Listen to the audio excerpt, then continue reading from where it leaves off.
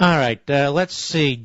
Jeff, Chicago, Illinois. I know you're not listening on WLS because it's tape delayed there, but WLS Country, how are you listening? Or did you just pick up the phone? Can you hear me?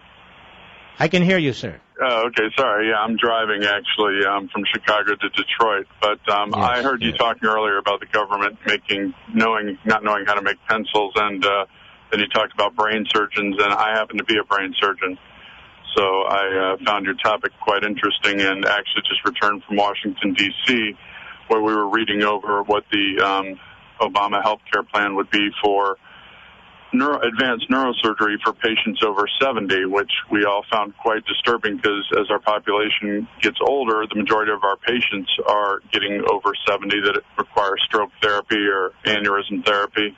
And basically what the document stated was if you're over 70 and you come into an emergency room and you're on government-supported health care, that you get comfort care.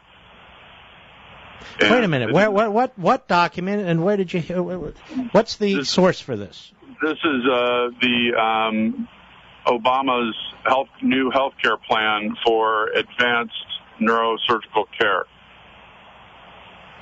And who issued this? HHS? Yes.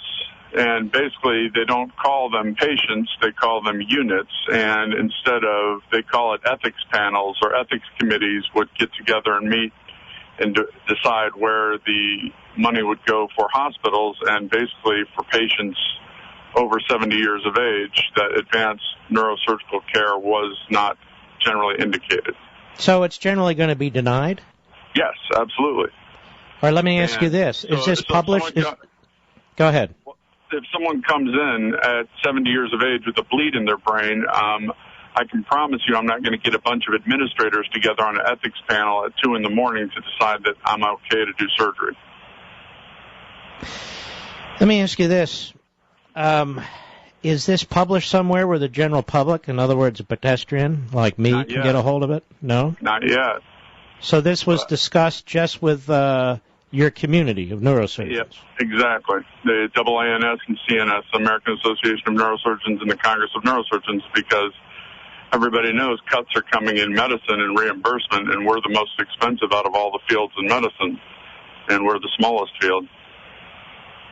But at 2, 3, 4 in the morning, we're the ones that are in the operating room, and we have to wait for an ethics panel to convene, which are not made of physicians, which are made of administrators, to decide whether a patient should receive our care. So Sarah Palin was right. We're going to have these death panels, aren't we? Oh, absolutely. I'm German by heritage, and I've read the Rise and Fall of the Third Reich, and basically if they don't call them patients, they call them units. And if you're a unit above a certain age, you get comfort care instead of advanced neurosurgical intervention.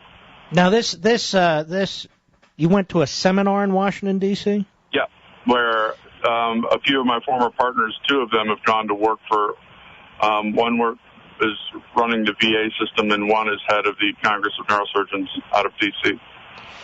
And this information is based, you're certain, on representations and information provided by HHS and other government officials? Yep. And when will the rest of us become aware of it? After the election?